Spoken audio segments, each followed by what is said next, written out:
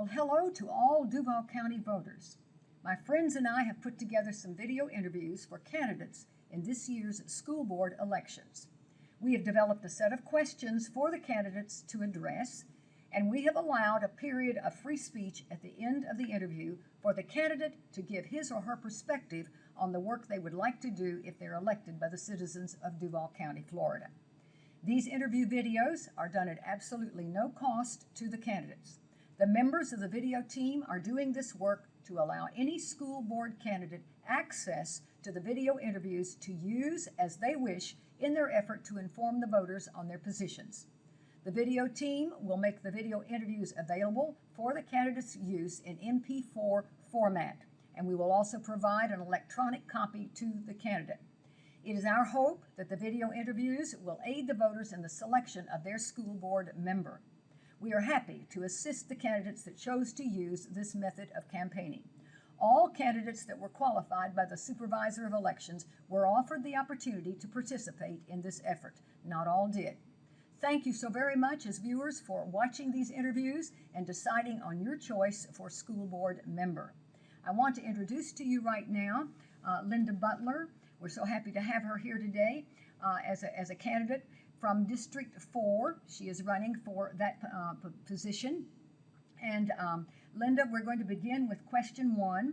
We might just say that all candidates were given the questions before the interviews so that they had time, if they're praying individuals, to think about this, talk to God about what He wants them to say and how He wants them to present themselves.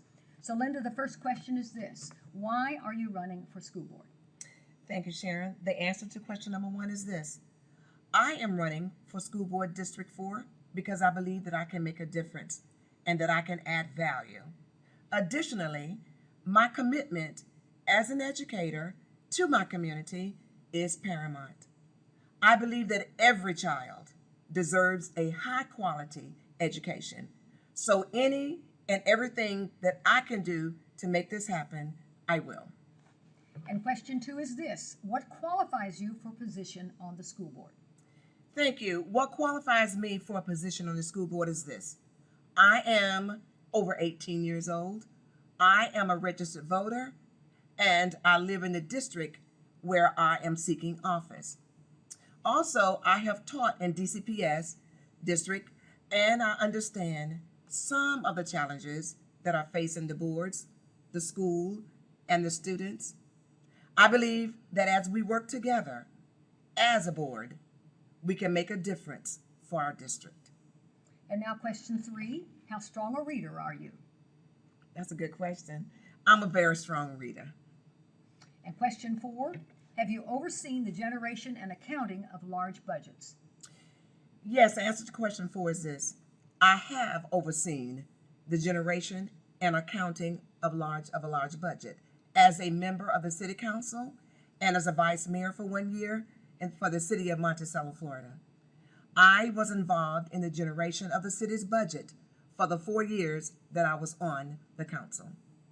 And question 5, what are the most important issues facing the public classroom teacher? Okay, the most important issues that are facing the school teachers and the district for Duval County, what has already been identified by the board, and they are literacy, professional development, and teacher retention. And question 6, does a united front always reveal the truth in a situation? Or we might ask it this way, Linda: does a united front present a complete picture to the public of the dilemmas or complexity of a subject under discussion? The answer to number 6 is this: I would certainly hope so, that a front will reveal the truth in a situation.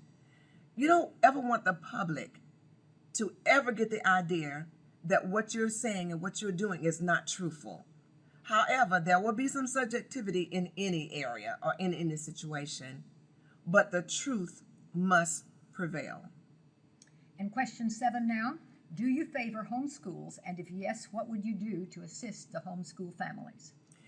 Personally, I do favor homeschools, and the decision is really left up to the parents. Duval County has a 32-page home education guidelines and procedures manual that is already done. It's available on the website. And I will assist the families in any way that I can based on the guidelines that have already been submitted. And now question 8. Should superintendent be a position elected by the taxpayers? Wow. Should the superintendent's position be elected by the taxpayer is a question that has echoed down through the years. It does, however, depend on the district. I do have mixed feelings about this particular question. If the position is an elected one, the voters will decide who will be elected based on the campaigning of the individual, and not necessarily, I'm not saying always, but not necessarily on the credentials per se. Who will really hold the person accountable?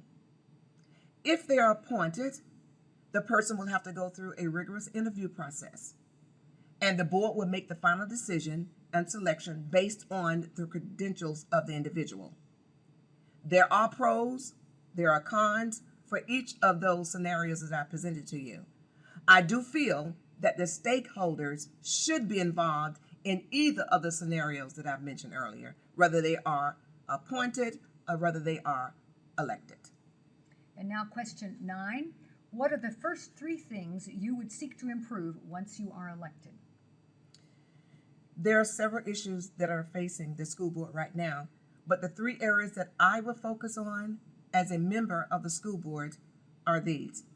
School safety, and that school safety is also includes the inside of the school, because you have bullying going on with kids in school, and also the outside things that may come and happen to the people that are inside the school. I also want to include mental health, because we need to find out what's causing the issues, why the person is doing the things that they are doing. So I would definitely include mental health in that. Number 2 is class size reduction. We have kids in a classroom, sometimes they're over the amount that they should have, and the teachers are requested to have small groups. They're requested to teach kids and have centers for those kids. But if you have an over amount of kids in the classroom, it's very hard for the teacher to actually get to those kids for the small group. So we need to make sure that we're helping the teachers out and having a smaller class so the teachers can do the job that they are contracted to do. And my third thing is teacher retention. We want to make sure that we keep our teachers. If without the teachers, we don't have a school. And now question 10. Would you endorse portions of the public education curriculum to be written by a teacher committee and copyrighted for use in the system? Yes, I would definitely be for that. I would endorse a portion of the curriculum to be written by the teacher committee, or perhaps even copyrighted for the use in the system. And the reason for this is because the teachers are aware of the standards and what is required for each grade level that pertains to a particular subject matter. This will almost ensure the teacher buy-in when the time comes for it to be transferred to the classroom. Teachers will do, and I know because I'm a teacher, retired teacher, but teachers will do what is necessary to get the resources to make those students ready for the next grade level, as well as ready for graduation. And finally, question 11. What is the real value for the students and parents in a school system where teachers must join and obey a union? Actually, I don't think there's really any value in trying to make anybody do anything or trying to force someone to do anything. Teachers are not required by law to be forced to join a union. However, there are benefits and there's legal protection for those who are members of a union. Viewers, we want to thank you so very much today. Now we are going to provide a time for Linda to speak from her heart to you as the voters here in Duval County, Florida. And there may be some things that you want to know from her as she speaks openly to you. without being questioned by myself. And so we're going to take just a little break here, and then she's going to come back and take center stage, and she's going to speak from her heart to you. Thank you, Karen. I'm running for school board because I am very passionate about our children. I believe that every child deserves a quality education and deserves to graduate and attend the college of their choice. I don't want a student to attend school for all the required years, only to receive a certificate rather than a diploma. I will work hard as I can to help our students succeed in school and beyond.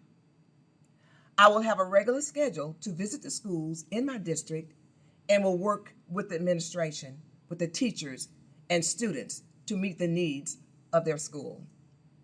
My motto is this: together we make a difference, working for the children.